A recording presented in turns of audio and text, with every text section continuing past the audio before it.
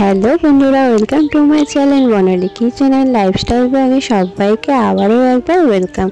আজকে আমি তোমাদের সাথে একটা পকোড়া রেসিপি শেয়ার করছি, সেটা হলো পেঁয়াজের পকোড়া। এই পকোড়াটাকে অনেকে পেঁয়াজিও বলে। তো চলো আজকে আমি কীভাবে বানাচ্ছি সম্পূর্ণটাই তোমাদের সাথে শেয়ার করছি, তোমরা দেখতে থাকো। পেঁয়াজের পকোড়াটি বানানোর জন্য আমি এখানে পেঁয়াজ, কাঁচা লঙ্কা, ধনেপাতা, আদা, রসুন সব নিয়েছি। এটাকে অনেকেও আদা রসুন ছাড়া করে, এমনি পেঁয়াজ আর কাঁচা লঙ্কা দিয়ে করে। তো আমি সবটা দিয়ে শেয়ার করছি, তোমরা দেখতে থাকো।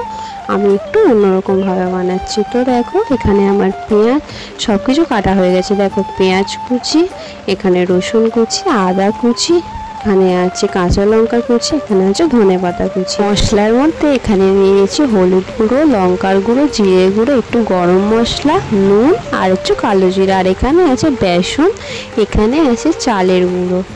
আর দেখো, এখানে প্রথমে একটা গামলির মধ্যে আমি পেঁয়াজ কুচিগুলোকে দিয়ে দিচ্ছি। তো এইভাবে অনেকে পকোড়ার শেপে, আমি করেছি পকোড়ার শেপে, আর অনেকেই চপের শেপেও করতে পারো, যেটাকে পেঁয়াজি বলে। তো আমি একটু অন্যরকমভাবে করলাম। তো যেভাবে করলাম তোমরা অবশ্যই একবার এভাবে না বানিয়ে থাকলে একবার ট্রাই করে, আশা করছি তোমাদেরও খুব ভালো লাগবে। তো দেখো, প্রথমে আমি পেঁয়াজগুলোকে দিয়ে দিলাম। পেঁয়াজের মধ্যে আমি অল্প পরিমাণ নুন দিয়ে দিলাম, দিয়ে পেঁয়াজটাকে প্রথমে আমি একটু মিশিয়ে নেব। তো দেখো, এভাবে হাতের সাহায্যে পেঁয়াজটা আমি ভালো করে মিশিয়ে নিচ্ছি, যাতে পেঁয়াজ থেকে জলটা বেরিয়ে আসে।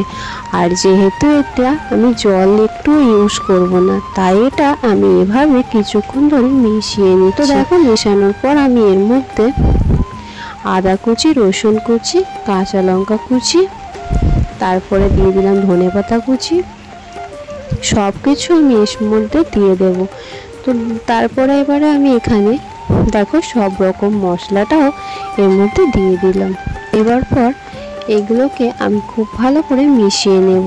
এখন আমি এর মধ্যে বেসনটা দিলাম না, সবগুলোকে খুব ভালো করে মিশিয়ে নেওয়ার পর আমি বেসনটা ইউজ করব। চলো তোমরা দেখতে থাকো।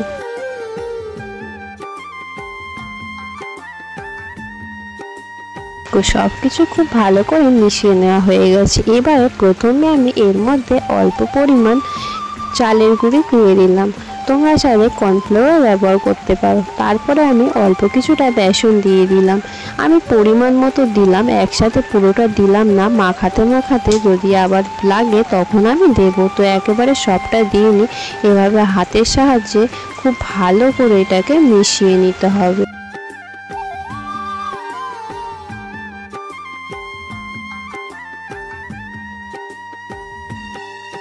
দেখো, এটা আমার কমপ্লিট হয়ে গেছে মিক্সড করা। এবারে কড়াই বসিয়ে দিয়েছি, কড়াই গরম হয়ে গেছে, কড়াইতে আমি রিফাইন তেল দিয়ে দিলাম। তো তেলটা আমি দিয়ে খুব ভালো করে গরম করে নেব। তো এবারে আমি দেখো কিছুটা করে নিয়ে পকোড়ার শেপে এর মধ্যে দিয়ে দিচ্ছি। তোমরা তোমাদের শেপে দিও, যে যেরকম দিতে চাইবে, চপের মতো দিতে চাইলে চপের মতো দেবে। তো আমি পকোড়ার শেপে দিয়েছিলাম। দেখো, একসাথে অনেকগুলো বেশি দেব না, আমি প্রায় 6-7টার মতো দিয়েছিলাম। তো দেখো, এভাবে আমি দিয়ে দিচ্ছি। আর যখনই এগুলো দেবে তখনই একটু গ্যাসের ফ্লেমটা লোতে করে দেবে। তো এভাবে আমি দেখো অল্প করে কিছুটা দিলাম। তো এভাবে আমি আস্তে আস্তে উল্টে পাল্টে দেবো। এভাবে কিছুক্ষণ ধরে এটাকে ভাজা ভাজা করে নিতে হবে। তো আজকের এই রেসিপিটি যদি তোমাদের ভালো লেগে থাকে তাহলে তোমরা অবশ্যই লাইক কমেন্ট করে জানিও। আর আমার চ্যানেলে নতুন বন্ধু হয়ে থাকলে চ্যানেলটি সাবস্ক্রাইব করে পাশে থাকা বেল আইকনটি ক্লিক করে রেখো, আর নোটিফিকেশনটা অবশ্যই অল করে রেখো। তো দেখো, পকোড়াগুলো অনেকটাই আমার ভাজা ভাজা হয়ে গেছে। তো দেখতে কত সুন্দর লাগছে দেখো, আর খেতে খুবই ভালো লাগে। তোমরা অবশ্যই এভাবে না বানিয়ে থাকলে একবার অবশ্যই ট্রাই করো, আশা করছি তোমাদের খুব ভালো লাগবে। আজকে আমার ভয়েস দেওয়ার সময় প্রচণ্ড পরিমাণে বৃষ্টি হচ্ছে, তো সেই কারণে অনেকটা আওয়াজ আসছে। তো তোমরা কেউ কিছু মনে করো না, ভিডিওটা অ্যাডজাস্ট করে দেখে নিও। তো আমাদের এদিকে তো প্রচুর বৃষ্টি হচ্ছে। তোমাদের ওইদিকে কি কোথাও হচ্ছে বৃষ্টি?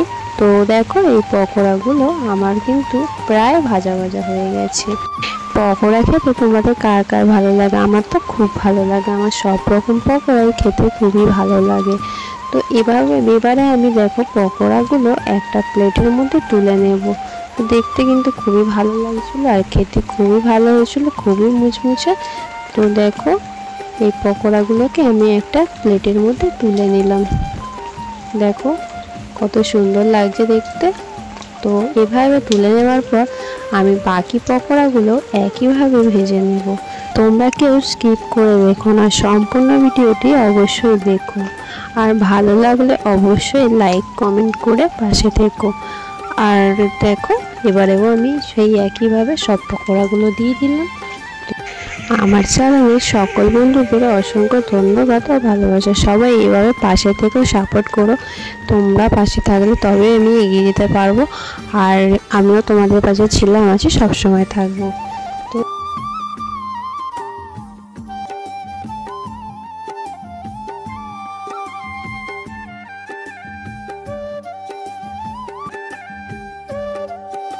দেখো এই পকোড়াগুলোকেও আমি একইভাবে উলটপালট করে ভেজে নিলাম। আর যখনই পকোড়াগুলো ভাজবে অবশ্যই গ্যাসের ফ্লেম লোতে দিয়ে ভাজবে, না হলে উপরটা পুড়ে যাবে আর ভিতরটা কিন্তু কাঁচা থেকে যাবে। আর এগুলো ভাজতে অনেকটাই সময় লাগে, একটু সময় নিয়ে ভাজলে জিনিসটা খেতে খুবই ভালো হয়, মুচমুচে হয় আর ভিতরটাও খুব ভালোভাবে ভাজা হয়ে যায়।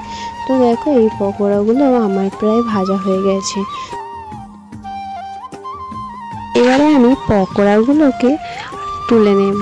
তো দেখো পকোড়াগুলোকে আমি এবারে প্লেটের মধ্যে তুলে নেব। এতক্ষণ পর্যন্ত যারা যারা আমার ভিডিওটি জুড়ে আছো সবাইকে অনেক অনেক ভালোবাসা।